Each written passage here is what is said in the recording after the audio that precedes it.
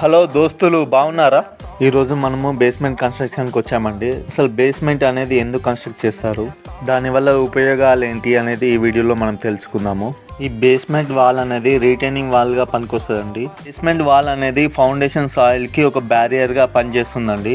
ఈ basement wall యొక్క height depends అండి.